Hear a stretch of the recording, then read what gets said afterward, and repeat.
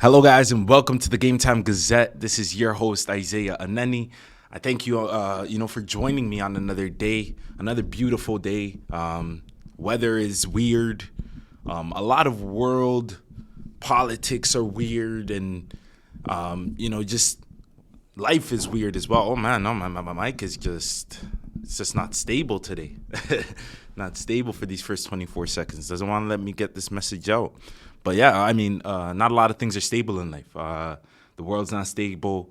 I even seen a documentary from what happened, with the Nickelodeon kids, the 90s kids, and, the abuse they went through and growing up, and just seeing all the darkness in our world. And I just thought to myself, hey, isn't this why we love sports? Give us some light through this darkness. Let us think about some other things. While the world's going to shit, we're over here enjoying some nice NBA basketball. College ball's about to start soon. NFL rumor season hasn't been more alive.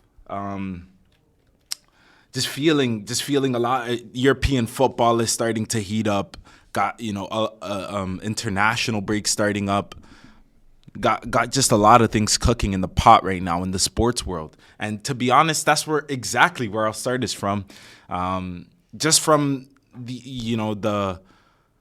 recap of, I guess let's go through what happened in the NBA last night real quick.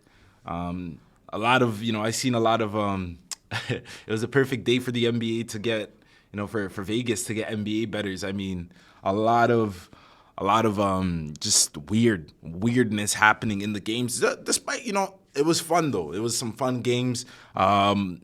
I'm gonna add the kind of highlight reel as I start talking now, because I'm gonna start talking about one of the games that I really enjoyed watching yesterday for the time I watched it, and that was the Timberwolves against the Utah Jazz. In that game, first quarter, Anthony Edwards, you probably seen the highlights, passes it off. I think it was Nickeil Alexander-Walker, passes it off to him, gets the ball back. Oof. He exploded. He looks like he elevated while he was in the air. It looked like he was flying. If you follow the Game Time Gazette at the GTG Podcast HQ on Twitter, you would have seen the video right up there. You could go check it out right now. It's probably all over social media.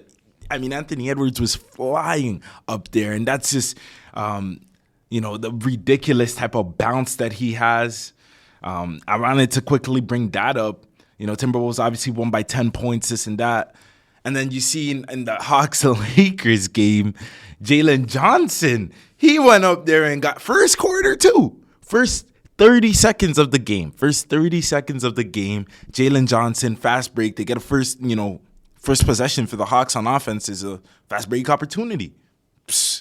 Austin Reeves right there trying to take the charge early in the game. Jalen Johnson said, "No, boy, boss up, boy." Got up there and yammed it. That was something to see, and that was a blowout. Hawks have not been looking great without Trae Young. It's just like the Joel Embiid thing, with Philadelphia. Even though Philadelphia's been able to pick a few more wins up, able to move from the 8th seed, I believe, to the 6th seed after their win last night. Their win against the Miami Heat. Miami Heat, who's out with Jimmy Butler as well right now. Yeah, and I just really wanted to quickly get through those, two highlight dunks. We're talking about, the NBA just heating up now. This is the time that the NBA heats up, going into April, going into playoff time. This is when, teams start to take it a lot more seriously. They started to take it seriously at the beginning of March, right? But this is crunch time now for a lot of the teams in the NBA. I talk about the Sixers. Sixers are in 6th seed. They'll be looking to go up to 5th, 4th seed if they're able to, right? They still have a chance to get up until like the 2nd seed. Obviously probably Boston is far and away from everyone. Boston probably going to be in these last maybe like 2-3 more wins, and they're gonna lock up first seed in the Eastern Conference. They're already 10 games ahead of the Bucks. There's 14, 15 games remaining. So 2-3 more games and they lock up first seed. So really, it's just a fight between 2 and 7 and 8.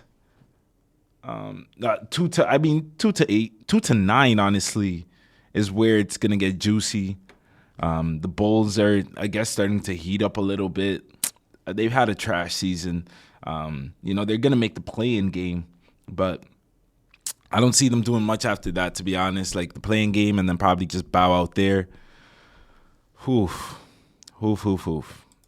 But yeah, this is where the NBA starts to heat up. It starts to heat up a little bit more, and you just want it to be,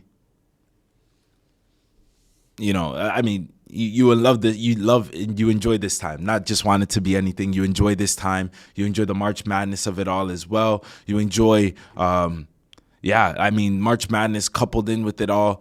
I advise you guys, be out there, be safe with your gambling. It is March, and this is where the books get you, man. I gave you guys a few picks yesterday. Let me go through those again. Let me pick up my bracket again. And because I just give you guys these because this is looking like one of those years that like they're gonna be able to get a lot of people, especially if you're betting favorites, especially if you are thinking, even if you're betting with the trends that happen in the tournament. That as well. Some of the trends, I do recommend, and I do give out there as well. But some of those trends, they're very fickle trends that they've hit, but doesn't mean it's gonna hit again this year, and it's only hit this time because of this, right? So it's like just those fickle things, and just watch out for all of those. That's what I've been trying to just stress out to everybody. Just watch out for all of those.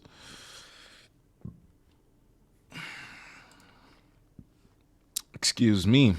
Sorry, it's a cold day out there today. I'm wearing a beanie. That's why I'm wearing the beanie. Canada has the weirdest weather in the world. I mean, we're talking about it was 15, 16 last week, and now it's snowing, like full-blown snowstorm outside, and it's one of them ones where it's like full-blown snowstorm on the outside. Like, I was like, whoa, this is very surprising. But that's how Canada is. Expected a lot more snow in this time. I don't even know why I'm talking about the snow, but expected a lot more from the weather. That's the whole global warming thing is really crazy when you think about it. I mean, we're talking about what is global warming? I mean, let's get some different type of education here today. Because I'm call me a noob, call me whatever, but I really don't even understand it. Like, I really don't even understand it. So, why do I have to submit it? No, I don't. What are you doing? I wanted to read this from the National Geographic because where else? But they want me to sign up. I don't want to sign up. All right, but yeah, I mean, just talking, and then we think about, what's going on in our world. Just a lot of crazy things,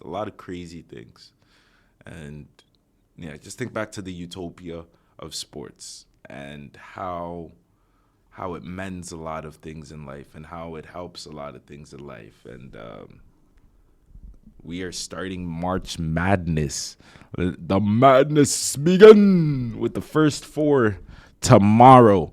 I obviously gave out early picks for the bracket. Let me give out my first 4 picks. So let's start off with Howard versus Wagner. Okay, Howard versus Wagner. Let's look at the. I wanna be able to start breaking down some film with you guys. Obviously, some of these March Madness games, some of these NBA games, all of that. I'm gonna be getting some film, just breaking it down with you guys, not just talking, rumors and news and my opinions on stuff, but give you some actual analysis, teach you guys some basketball, the ones that know basketball, the ones that are novices and trying to learn a little bit more about basketball. We're gonna do that as well, right? Honestly, while we're here, we're just gonna we're gonna look at Howard's offense. I know Howard's a good offensive team.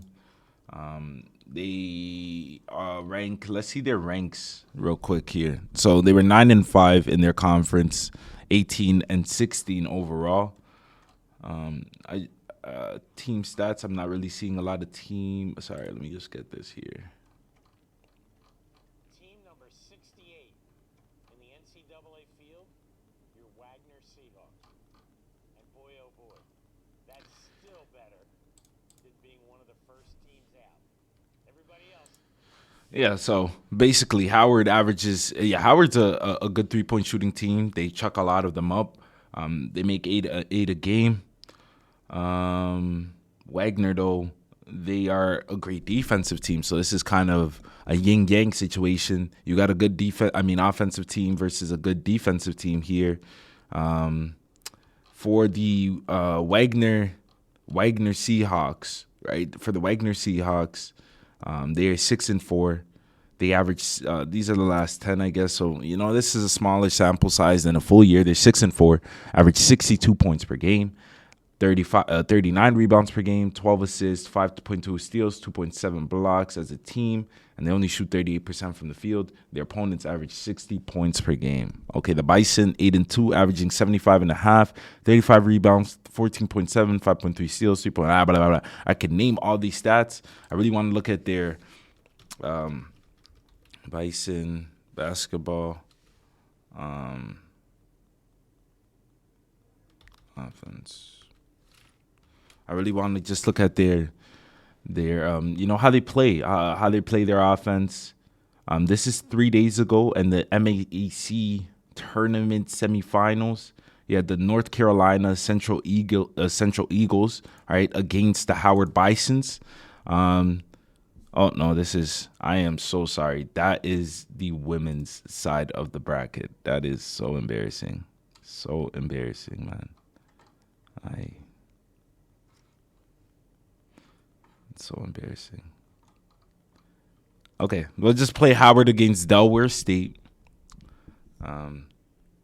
This is the MAAC championship. This is the men's side. Less embarrassing now. This is all right. Just a quick look at the road to get there for Howard. So they had to take on Morgan State. I mean, this is the MAAC tournament. Obviously, we know it's a weaker conference. Just not gonna take too long to preview it, to be honest with you. Let me just continue that. Alrighty. So one thing that I always say while watching basketball and while watching sets, especially in college basketball, let me hit a quick pause there on that first hit jumper. Is the college game is very, very slowed down. Obviously if you watch the college basketball game and an NBA basketball game, the style of play is very different. You have NBA players say that, you learn defense in college or something like that, right? That like college is where you learn defense, which is true. You learn defense. You learn, for the more set shooters, you learn how to, be able to make those set shots a little better. Like the catch and shoot shooters learn a lot more basketball in college basketball.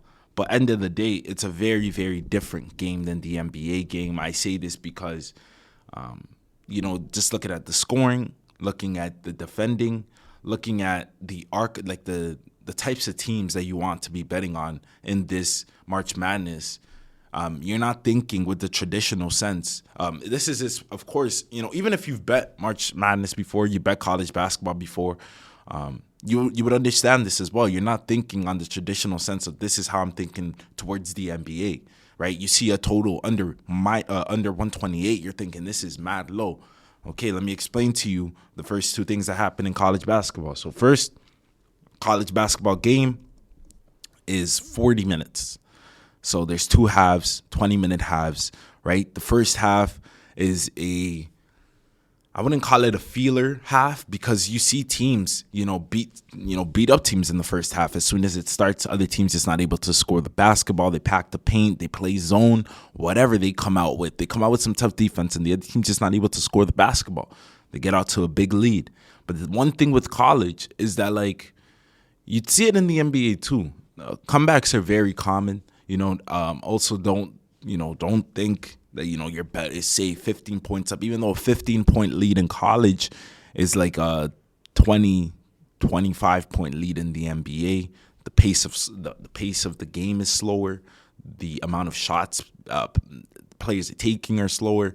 The amount of time is shorter. The skill level as well. Even though these guys, some of them develop into being NBA guys, the skill level as well is not obviously NBA level, right? So those factors make it to be what it, obviously, 15-point lead, and you could come back. You do see teams coming back often, but you often also see teams, even if they're the favorite team, lose out the game, get blown out because of the bad start they had. There's not enough time in college basketball. If you don't play perfect college basketball at a certain point, there's not enough time to be able to do really much. But yeah, okay, so I went through the time of the game. I went through the pace of the play.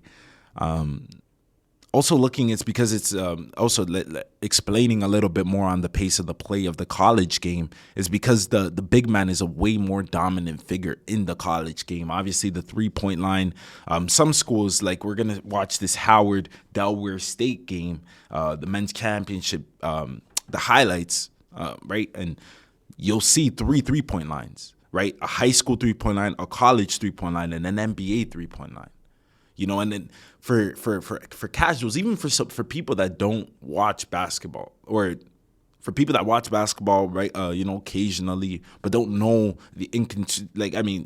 that as well is something that, the court it's the same size, but the college 3-point line is a little bit closer.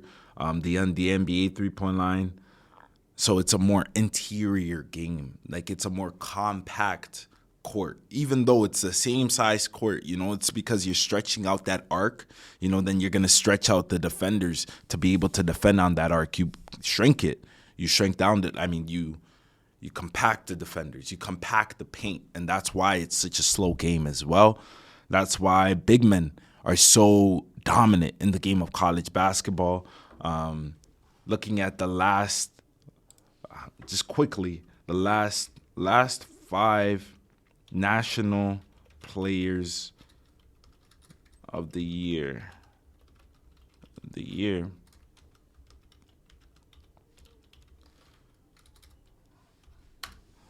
You'll get a good idea of what I mean. So Zach Edey, I knew he was already, but I wanted to know who the rest were. So Zach Edey, Oscar Tshiebwe. Remember him when he was on Kentucky. Sorry. He's in the NBA now, but he's in the G League for the Indiana Pacers, right? Another big man, Luka Garza. In the NBA now, I still think he's in the NBA. I'm not sure, but he's part of the G League. Last time I checked, he was part of the Iowa Wolves of the G League. The Timberwolves, you got, Obi Toppin 2019, Zion, and, you got a little bit of, Zion's still big man, Obi Toppin's still big man, but they're not big man, right? Jalen Brunson, obviously, you got a little bit of outliers in a few of these ones, right? But, Buddy Hield. But the Frank Kaminsky's, those are the ones I'm trying to look for to tell you, right? Frank Kaminsky was an amazing college basketball player. Comes to the NBA, it's not the same type of game because of the stretching. Even Oscar Tshiebwe, G League, obviously he's in the G League. Luka Garza, Oscar Tshiebwe, he might be able to make it back up, even though he's been in the league already for a year. But Luka Garza, he's been in the league for 2, 3, 4 years now, right? So it's like you're looking at that and you're saying, yeah, it's because and Luka Garza is a great a great basketball player, but he's not a great NBA player. He's a great college player, but he's not a great NBA player. NBA, you got to be able to stretch the floor. Even as a big, you got to be able to stretch the floor. You got to be able to defend at least you got to be able to defend, if you're not able to defend a point guard, at least be able to defend a shooting guard, small forward, power forward, your position. your position, right? And I mean center as well. If you're a big man, because you got to be able to be mobile. You got to be able to move your feet. That you see a lot of big men not being able to touch the floor nowadays because they're not being able to move their feet. You got to have stamina. Kenny Lofton Jr., he's playing for, I don't remember the team. Maybe he's still on the Memphis Grizzlies G League team. But Kenny Lofton Jr. could get buckets, doesn't have the stamina, doesn't have the, obviously they look at his build and say, oh yeah, he's too fat. But yeah, it's not even just being too fat. It's being, available, being ready to play 48 minutes if you have to. I mean, we seen Josh Hart do it just a few games ago. Only player to do it this year. Don't get me wrong. Only player to do it this year. But still, nonetheless, did it. But again, I'm getting a little bit away from my point, though. My point is that college game, NBA game, two obviously very different things. I laid out the reasons why. I said, okay, so they got a more compact court. 3-point line is closer, more compact court. It's a big man's game because of the more compact court. So that in being a more compact court as well, let me add another thing. Turnovers matter so much. You get a team that turns over the ball 15 times in this March Madness, they're probably going to lose the game. They matter so much. Possessions, like I said earlier, are far from few. Are far from many. There's not a lot of possessions. Like in a college basketball game, each team gets 60. You have 130, 150 would be a real high total for a college basketball game, 150, 160. You know what I'm saying? You don't got a lot of possessions, and those are teams that move a lot, don't defend too much, seeing a lot more of that evolution in the college game. But at the end of the day, at the core of the college game, it's still a big man's game, and it's still a defensive-minded game. But if you're able to trickle in a little bit of that's where you get the national championship. The national champions, they have a great big man. They have great defense. And if you're able to get shooting involved in there as well, you win. You win every single game. Don't turn over the ball as well, and you win every single game. And obviously, March Madness is just a little... just a streak. You have to go on, 8-game streak, 6-game streak, something like that. I don't know. Don't have the number of games that you have to win in front of me. But yeah, exactly that. So, so I'm done giving my whole dialogue on how the college game and the NBA game are just two different factions. So then we look at just these first four, the first fours that is going to be happening. Starting today, we got Virginia against Colorado State. Oh, my bad. I said I was going to start with the Howard Wagner game. We didn't watch the Howard highlights, but it's okay. I think you guys got the idea with what I was trying to convey. This is you understand how it's a different game. So now understand why these teams are going to be the teams I bet on, and because I'm looking for these factors, right? Okay. Alrighty, so let's start with the Howard Wagner game. So the Wagner, let's just get this. Yeah, okay. Alrighty, so like I said, the Bison coming into this game, the Wagner Bison are 8-2 coming into this game. So hot. They're hot coming into this game. They average in the last 10, 75.5, 35 rebounds, 14.7 assists, 5.3 steals, 3.1 blocks. They're shooting 45.3% from the field.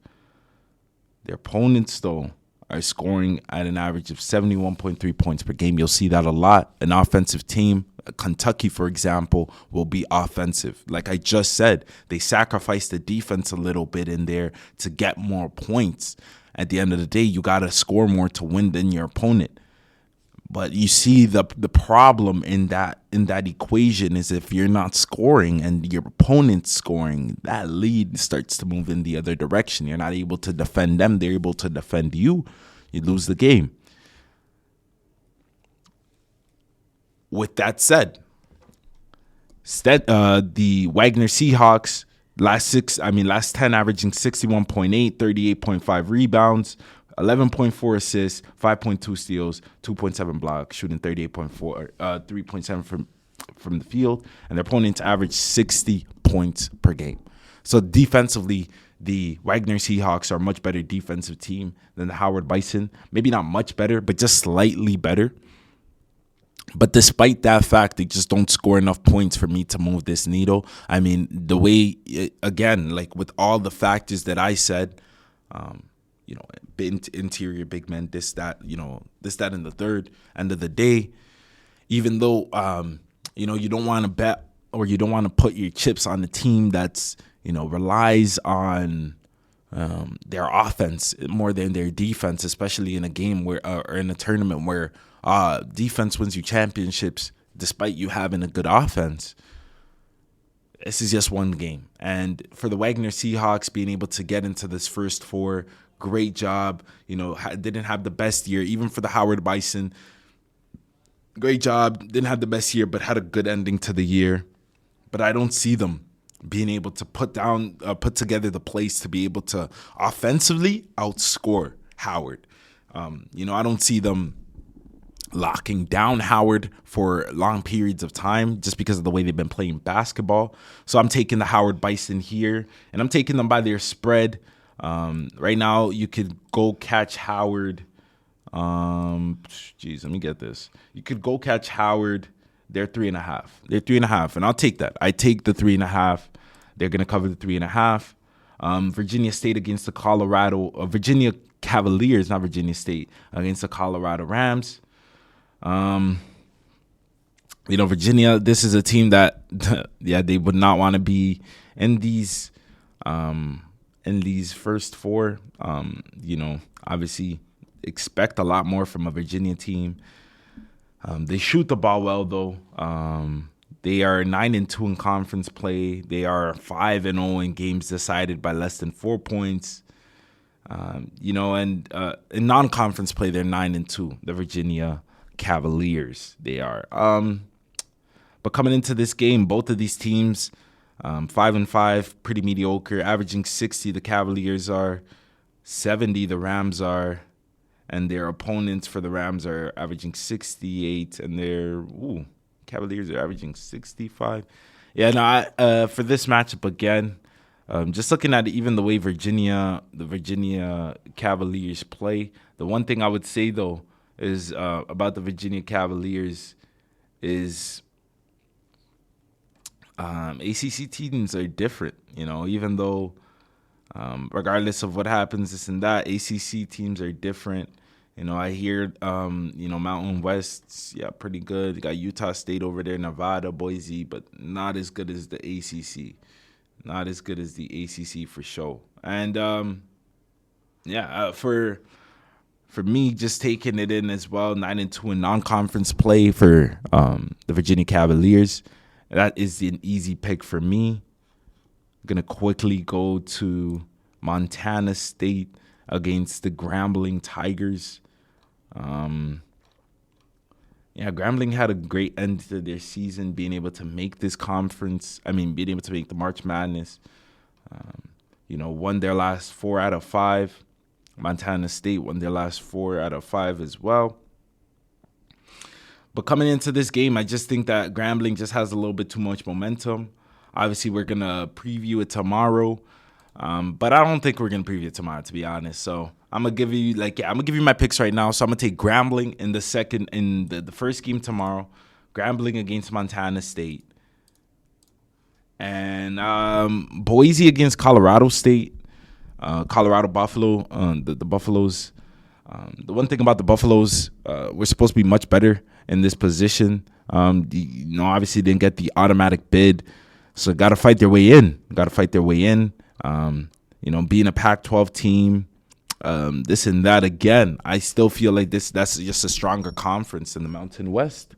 And I just see them, pulling out the win that they need. For Colorado, you got Cody Williams as well. You got players if you're Colorado that I just trust in more to be able to to be able to bring out and get a win at the end of the day if they need to. I mean, that's just for them, like they just lost in the finals against lost in the finals against Oregon. Yeah, lost in the finals against Oregon, but got KJ Simpson, still got Eddie Lampkin Jr. over there, and Cody Williams. I swear they have a Cody Williams on their team. Yeah, and they got Cody Williams. He's gonna be a top 10 at worst draft pick in this draft. You just gotta trust in the guys.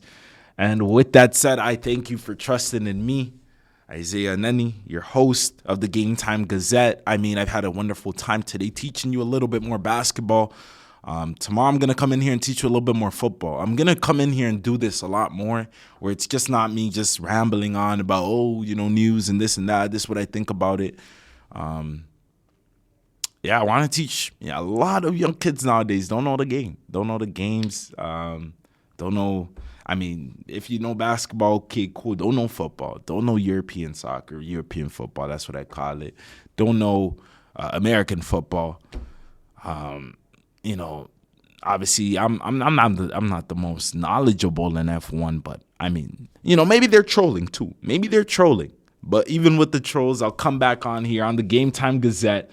And as always, I'll just keep you guys updated. I'll keep you guys informed. I'll keep you guys up to date on everything going on in our world of sports. Again, it's been your host, Isaiah Aneni. I'm rambling on to make this ending. I don't know how to end this. I just want to say, tell those loved ones that that you love them. Every time I hear that, I say, that's the best thing, anybody could say. You don't know when it's going to end. Don't know what's going to happen. We're in a crazy world like I started. We're all in this together, honestly. Nobody's in here alone. Feel like that. Reach out to someone, talk to someone. And if you don't have anyone to talk to, I know who you could talk to. You could talk to Jesus Christ. He loves you. He'll always love you, no matter how many mistakes you make. Just ask him for forgiveness and go back. Have an awesome, awesome Tuesday afternoon. I will see you guys back tomorrow. This has been Isaiah. I know I just gave a lot of feedback if you had me on the if you had me on loud.